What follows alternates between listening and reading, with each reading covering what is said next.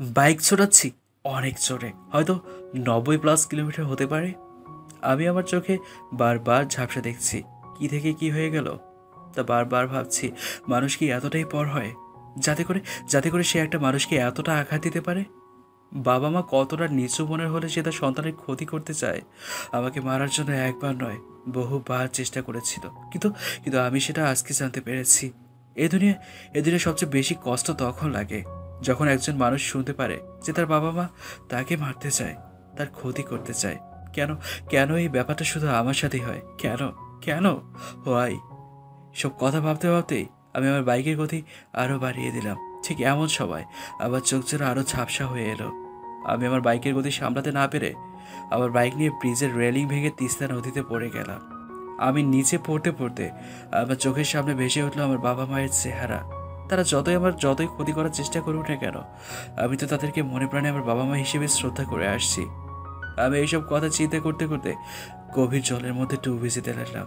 ধীরে ধীরে আমার চোখ অন্ধকার হয়ে আসতে লাগলো। তারপর তারপর আর কিচ্ছু মনে নেই।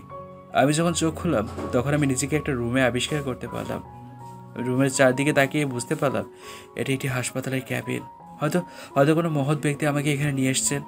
আমি এবার নিজের দিকে তাকিয়ে লক্ষ্য করলাম আমার বাম হাত প্লাস্টার করা এবং ডান পা প্লাস্টার করে একটি ব্যান্ডেজের সাহায্যে ঝুলিয়ে রাখা হয়েছে। হয়তো আমার বাম হাত এবং ডান পা ভেঙে গেছে। আর তাছাড়া আমার মাথায় প্রচণ্ড ব্যথা অনুভব করতে পারলাম। হয়তো উঁচু থেকে পড়ার কারণে আমার মাথায় অনেকটা আঘাত পেয়েছি। আমি এসব কথা ভাবছিলাম, ঠিক সেই সময়ে কেউ একজন ক্যাবিনে প্রবেশ করলো। আমি তার উপস্থিতি টের পেয়ে তার দিকে তাকিয়ে কিছুটা হকচকিয়ে উঠলাম, কারণ আমি ব্যক্তিটিকে চিনি, কিন্তু মনে করতে পারছি না তাকে কোথায় দেখেছি। এসব কথা চিন্তা করতে করতে ব্যক্তিটি আমার সামনে এসে বললেন, বাবা, তুমি কি এখন ঠিক আছো? আজ 7 দিন পর তোমার জ্ঞান ফিরল। তোমার অবস্থা এতটাই ভয়াবহ হয়ে গিয়েছিল যে আমি তো ভেবেছিলাম তুমি আর এই জীবনে ফিরে আসতে পারবে না। যাই হোক, উপরওয়ালার ইচ্ছা থাকলে সবই সম্ভব। তোমার এখন কেমন লাগছে বাবা? আমি ব্যক্তিটির কথা শুনে ধীরে ধীরে বললাম, জি আঙ্কেল, আমি এখন মোটামুটি আগের থেকে বেটার ফিল করছি। কিন্তু আঙ্কেল, আপনি কি আমাকে একটা প্রশ্নের উত্তর দেবেন প্লিজ? ব্যক্তিটি আমার কথা শুনে বলল, হ্যাঁ বলো, কি প্রশ্ন আছে তোমার? আপনি আমাকে কেন বাঁচিয়ে রাখলেন? আমার এমন ধরনের কথা শুনে ব্যক্তিটি হয়তো না এতটা শক পেয়েছে যে তিনি কোনো কথাই বলতে পারছে না। তিনি কিছু সময় চুপ করে থেকে আমার মাথার পাশে বসে আমার মাথায় হাত বুলাতে বুলাতে বললেন, আমি বুঝতে পারছি তোমার মধ্যে এমন কোনো কষ্ট রয়েছে যে তোমাকে পাথরের ন্যায় করে তুলেছে। তুমি চাইলে তোমার কষ্টগুলো আমার সাথে শেয়ার করতে পারো। এতে তোমার বুকের বোঝাটা একটু হলেও হালকা হবে। আমি আঙ্কেলের কথা শুনে আর নিজেকে শান্ত রাখতে পারলাম না। ফুপিয়ে কান্না করতে করতে বললাম, আঙ্কেল, আঙ্কেল, একটা মানুষ তখনই সবচেয়ে বেশি কষ্ট পায়, জানেন, যখন সে জানতে পারে যে সে এই দুনিয়ায় একদম একা। সে যখন জানতে পারে যে এতদিন যাকে তার বাবা মা মনে জেনে এসেছে, যাদেরকে সে বাবা মা মনে ডেকে এসছে, সেই লোকগুলো সেই লোকগুলো তার বাবা মা নয়। এমনকি এমনকি তারা তাকে মারার জন্য উঠে পড়ে লেগেছে, তার সম্পত্তি দখল করার জন্য। আমি যাদেরকে ছোটবেলা থেকে আমার বাবা মা বলে দেখে এসেছি, তাদেরকে ছোটবেলা থেকে বাবা মায়ের মতো সম্মান করেছি, তারাই কিনা তারাই কিনা আমাকে মারতে চায়। এত কিছুর পরও আমি কিভাবে এই দুনিয়াতে বেঁচে থাকতে পারি আঙ্কেল? বলুন, বলুন না আঙ্কেল। সবকিছু জানতে পেরে আমার তো এই দুনিয়ার প্রতি মায়াই উঠে গেছে। যেখানে যেখানে আমার বাবা মা আমাকে মারতে চায়, আমাকে সহ্যই করতে পারে না, আমার ক্ষতি করতে দুইবারও ভাবে না, সেই দুনিয়ায় থেকে আমি কি করব আঙ্কেল? বলুন না আঙ্কেল, প্লিজ, প্লিজ বলুন, আমি সেই দুনিয়ায় বেঁচে থেকে কি করব? আমি কথা শেষ করে নিজেকে শান্ত রাখতে পারলাম না। হাউ মাউ করে কান্না শুরু করে দিলাম। আমার কান্না দেখে হয়তো আঙ্কেলের চোখে অশ্রু জমা হয়েছে। তিনি আড়ালে তার চোখের জল মুছে আমার মাথায় হাত বুলিয়ে সান্ত্বনা দিতে থাকলেন। আমি কিছুক্ষণ কান্না করে শান্ত হলাম। আমি শান্ত হয়েছি দেখে আঙ্কেল আমাকে রেস্ট দিতে বলে বাইরে চলে গেল। আমিও আঙ্কেলের কথা মতো বিছানায় আয়েশ করে গা এলিয়ে দিয়ে চোখ বন্ধ করে রইলাম। কিন্তু আবার চোখ দিয়ে অনবরত পানি গড়িয়ে পড়ছে। আমি শুয়ে থাকতে থাকতে কখন যে ঘুমের রাজ্যে হারিয়ে গেছি আমি নিজেও জানি না। আমার ঘুম ভাঙলো কারো মিষ্টি কণ্ঠের শব্দে। আমি ধীরে ধীরে আমার চোখ জোড়া খুলে পাশ ফিরতে দেখতে পেলাম একটা হুড়পড়ি গায়ে অ্যাপ্রন পরে দাঁড়িয়ে আছে। অ্যাপ্রনের নেম প্লেটের নামটা দেখে আরও ভালো লাগলো। নামটা ছিল নীলাশা। বাহ, যেমন তার নাম তেমনি তার রূপ। যে কেউ তাকে প্রথম দেখাতেই তার প্রেমে পড়তে বাধ্য হবে, যাকে বলা হয় লাভ এট ফার্স্ট সাইট। আসলে ডক্টরসরা এমনই হয়, তারা তাদের পেশেন্টকে মন থেকে সুস্থ করার জন্য সব কিছুই করতে পারে। আমি তার দিকে একবার তাকিয়ে আবারও চোখ সরিয়ে নিলাম। উনি আমার এমন কাজ দেখে হয়তো কিছুটা অবাক হয়েছে, কারণ তার মনে তার মতো একজন সুন্দরী মেয়েকে আমি অ্যাভয়েড করছি। যাই হোক, উনি আমার কাছে এসে আমার পালস এবং প্রেশার চেক করলেন এবং আমার সিচুয়েশন দেখে বললেন, বাহ, আপনি তো খুব ভালোভাবে সুস্থ হয়ে উঠেছেন। আপনার অবস্থা প্রথমবার দেখে ভেবেছিলাম আপনি বোধহয় পরকালে জীবনে পা রাখতে চলেছেন খুব শীঘ্রই, কিন্তু এখন আপনাকে দেখে মনে হচ্ছে আরও কয়েক বছর ইহকালে থাকতে পারবেন। আমি ডক্টরের কথা শুনে একটা মুচকি হাসি দিয়ে বললাম, ম্যাম, দোয়া করুন যাতে আমি খুব শীঘ্রই পরকালে বাসিন্দা হতে পারি। এত বড় শখ কেন? হ্যাঁ, প্রেমে ছ্যাঁকা খেয়েছেন নাকি? শুধু কি প্রেমে ব্যর্থ হলে কি মানুষ মরার জন্য ছটফট করে? আমার কথা শুনে ডক্টর ম্যাডাম একটা দীর্ঘশ্বাস ফেলে তার কাজে হাত দিয়ে আমার দিকে না তাকিয়ে আমাকে উদ্দেশ্য করে বললেন, এত জোরে কেউ বাইক চালায়? আর একটু হলে তো সোজা উপরওয়ালার কাছে গিয়ে পড়তেন। আমি তার কথার কোনো উত্তর না দিয়ে শুধু মুচকি হাসি দিয়ে আবারও পূর্বের ন্যায় চোখ বুঝে শুয়ে রইলাম। অন্যদিকে ডক্টর ম্যাডাম মনে মনে বলতে লাগলেন, আচ্ছা, ছেলেটা কি সত্যি এমন, নাকি তার মধ্যে অন্য কিছু লুকায়িত আছে? তার কথা ধরন দেখে মনে হচ্ছে সে খুব রসিক, আবার তার কথা বলার সময় মুখে এক্সপ্রেশন দেখে মনে হচ্ছে তার মধ্যে কোনো কষ্টের পাথর চাপা পড়ে আছে। না, যেভাবেই হোক এইসব প্রশ্নের উত্তর আমাকে খুঁজে বের করতেই হবে, না হলে যে আমার রাতে ঘুম হারাম হয়ে যাবে। ডক্টর ম্যাডাম কিছুক্ষণ তার কাজ করে আমাকে একটা ঘুমের ইঞ্জেকশন পুশ করে ক্যাবিন থেকে বেরিয়ে গেল এবং আমিও ধীরে ধীরে ঘুমের রাজ্যে হারিয়ে যেতে থাকলাম। অন্যদিকে ম্যাডাম সেই লোকটির কাছে গিয়ে হাজির হয়, যে লোকটি আমাকে হসপিটালে নিয়ে এসে অ্যাডমিট করিয়েছিলেন। তার কাছে গিয়ে আমাদের সম্পর্কে সব কিছু জানতে পারে। সব কিছু শুনে ম্যাডামের চোখে যেন অশ্রু কোনো মতেই বাধা মানছে না। সে মনে মনে বলছে, একটা ছেলে হয়তো সহজে এতটা ভেঙে পড়ে না যতটা ভেঙে পড়ে তার বাবা মার এমন ধারার কাজের কথা শুনে। ধিক্কার জানাই এমন সব বাবা মাকে, যারা টাকার জন্য নিজের সন্তানের মতন ছেলের ক্ষতি করতেও দুইবার ভাববে না। ডক্টর ম্যাডাম লোকটির কথা শুনে মনে মনে সিদ্ধান্ত নিল। জানি না সিদ্ধান্তটা সঠিক নাকি ভুল। লোকটির সাথে কথা বলে সে বাসায় গিয়ে তার বাসার সামনে দাঁড়িয়ে বলল, বাবা মা, তোমরা এতদিন শুধু আমাকে বিয়ের জন্য পাত্র খুঁজছিলে না, আজ আমি নিজে একটা ছেলেকে পছন্দ করেছি।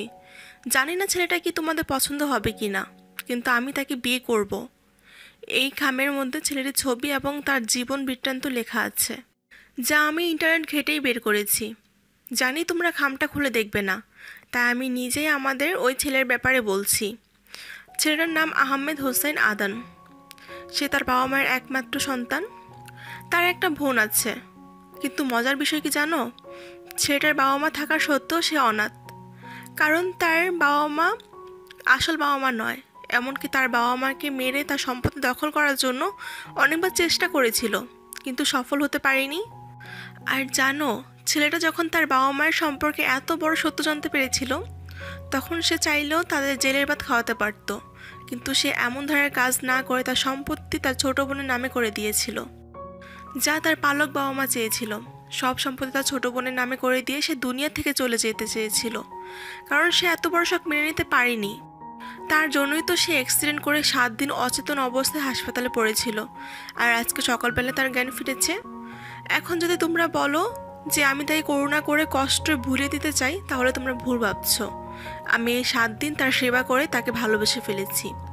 জানি এটা হাস্যকর কথা মনে হবে, কিন্তু তোমরা তো জানোই ভালোবাসা কখনো বলে আসে না, হঠাৎ করেই আসে। নীলাশা কথা বলে কিছুক্ষণ নীরবতা পালন করেই তার বাবা মার দিকে তাকিয়ে আবারও বলে উঠল, তো এখন তোমাদের কি সিদ্ধান্ত?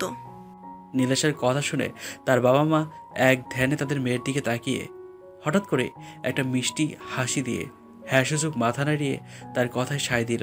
নীলাশা তার বাবা মার সায়ে তাদেরকে জড়িয়ে ধরে খুশিতে কেঁদে দিল, কারণ সে ভাবতেও পারেনি যে তার বাবা মা এত সহজে সব কিছু মেনে নেবে। সে কিছুক্ষণ কান্না করে তার বাবা মাকে উদ্দেশ্য করে বলল, জানো তো, ছেলেটা না ছোটোবেলা থেকেই অনেক অবহেলা সহ্য করেছে। সে কোনোদিন তার বাবা মায়ের ভালোবাসা কি সেটা বুঝতেই পারিনি। তাকে আমি আর কষ্ট পেতে দেব না। আর কষ্ট ভুলে দেওয়ার চেষ্টা করব আমার ভালোবাসা দিয়ে। আর তোমরা কিন্তু তাকে জামাই নয়, তোমাদের ছেলে হিসেবে মানতে হবে। পারবে তো? নীলাশার কথা শুনে তার বাবা মা নীলেশের নাক টেনে বলল তারা তাদের জামাইকে ছেলে হিসেবেই মানবে, কারণ তাদের কোনো ছেলে নেই এবং তারা তাকে ছেলে হিসেবে আদর যত্ন করবে। এই কথা শোনার সাথে সাথেই নীলাশার খুশি দেখে কে। তারপর তারপর থেকে যা হওয়ার তাই হতে শুরু হয়ে গেল। মানে ডক্টর ম্যামের অত্যাচার। কোনো কিছু না শুনলেই শুরু হয়ে যেত বকাঝকা আর কিল খুশি। আমি যখন নীলাশার কথার অবাধ্য হই সে সময় সে আমার উপর অত্যাচার শুরু করে। আমি সেই অত্যাচারের ভয়ে তার সব কথায় রাজি হয়ে যাই। যাই হোক, এভাবে চলতে লাগলো আবারও দিন। আস্তে আস্তে আমি সুস্থ হয়ে উঠি। আমার সুস্থ হওয়ার পেছনে সম্পূর্ণ ক্রেডিট ছিল নীলাশা ম্যামের ওপর। আমি মন থেকে তাকে ধন্যবাদ জানাই। আমি সম্পূর্ণ সুস্থ হয়ে ওঠার পর নীলাশা ম্যাম আমাকে তার সাথে একটা পার্কে দেখা করার জন্য বলে। আমিও একদিন সেই আশায় ছিলাম যে হবে, যেদিন আমি সুস্থ হয়ে নীলাশা নামের মেয়েটার সাথে একই কথা বলে একটু সময় কাটাবো এবং আমার মনের অনুভূতি তাকে জানাবো। জানি না এটা বলা ঠিক হবে কিনা, তারপরও বলবো, দেখি কি হয় আর কি আছে আমার কপালে। আমি এইসব কথা ভাবতে ভাবতে হাসপাতালের রিসিপশনে গিয়ে আমার বিল দেওয়ার সময় জানতে পারলাম নীলাশা ম্যাম আমার বিল অনেক আগেই দিয়ে দিয়েছে। আমি এটা শুনে মনে মনে অনেকটাই অবাক হলাম। তারপর নিজেকে সামলিয়ে বলতে লাগলাম, এখন এখন তো আমি একজন রাস্তার ভিখারি মাত্র। আমি তো আমার সব সম্পত্তি আমার বাবা মায়ের নামক রাক্ষসদের দিয়ে দিয়েছি। হয়তো তিনি আমার উপর করুণা করে আমার হসপিটাল বিলটা পে করে দিয়েছেন। আর তাছাড়া আমি তো এই বিল পে করতে পারতাম না। যাকে এতে আমারই ভালো হয়েছে। আমি এসব কথা ভাবতে ভাবতে হসপিটাল থেকে বেরিয়ে আসার পর নীলাশার বলার পার্কে উপস্থিত হলাম। আমি সেখানে গিয়ে দেখতে পেলাম নীলাশা একটি বেঞ্চে আগেই বসে আছে, আর আজকে তার পরনে ডাক্তারের সে অপ্রণ নেই। আজ তিনি একটা গোলাপি শাড়ি পরে এসেছেন, যাতে তাকে আজ একদম পরীর মতো লাগছে। আমি তার সামনে গিয়ে উপস্থিত হলাম এবং তাকে অনেকগুলো ধন্যবাদ জানালাম আমাকে সুস্থ করে তোলা থেকে আমার হসপিটালে বিল পরিশোধ করে দেওয়া পর্যন্ত। আমি কথা বলা শেষ করে তার দিকে আমার হাত বাড়িয়ে দিলাম। আচ্ছা, আমরা কি বন্ধু হতে পারি?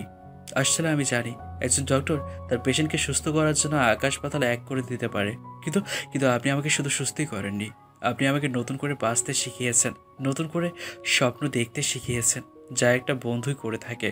আমি আপনাকে আমার বন্ধু হিসাবে পাশে চাই। থাকবেন কি আমার পাশে আমার বন্ধু হয়ে? আমি কথা শেষ করার সঙ্গে সঙ্গে নীলাশা আমার গালে সজোরে একটা থাপড় মেরে আবার কলার ধরে তার মুখের কাছে আমার মুখ এনে দাঁত কিরমির করে বলল, ওই, তুই কি বললি? তুই আমাকে তোর বন্ধু হতে বলছিস? তুই নিজে কি ভাবিস? হ্যাঁ, আমি তোকে বন্ধু হিসেবে এত দূর সাহায্য করেছি? মোটেই না। আমি তোকে ভালোবাসি বলেই তো খেয়াল রাখি আর তোর উপর অধিকার খাটিয়েছি। আমি তো তোর বন্ধু হয়ে তোর পাশে থাকতে চাই না, তোর লাইফ পার্টনার হয়ে তোর পাশে থাকতে চাই। তুই চাস বা না চাস, আমি তোর পাশে তোর লাইফ পার্টনার হয়েই থাকবো। এমনকি তুই যদি বাসর রাতে বলি যে তুই আমাকে অধিকার দিতে পারবি না, তারপর আমি আমার অধিকার আদায় করেই ছাড়বো। জীবনে প্রথম এই নীলাশা কাউকে ভালোবেসেছে, এত সহজে তো তাকে হাতছাড়া করবো না। ভেবেছিলাম তোকে খুব সুন্দর করে প্রপোজ করবো আজ, কিন্তু তুই আমার মোডটাই খারাপ করে দিলি। তোকে এখন প্রপোজ নয়, ডিরেক্ট বিয়ে করেই ছাড়বো। চল আমার সাথে কাজে অফিসে। তোর প্রতি আমার বিশ্বাস নেই। যদি আমি তোকে এখানে ছেড়ে দিই, তাহলে যদি কোনো ডাইনির মেয়ের কাছে পড়ে যাস, তার চেয়ে ভালো তোকে এখনই আমার নিজে করে নিই। কথাগুলো বলে নীলেশ আমাকে টেনে হিঁচড়ে কাজী অফিসের দিকে নিয়ে যেতে লাগলো। এরপর কি হবে আশা করছি আর বলতে হবে না, শুধু এতটুকু বলবো যে দোয়া করবেন আমাদের জন্য, যাতে আমরা জীবনে সুখী হতে পারি।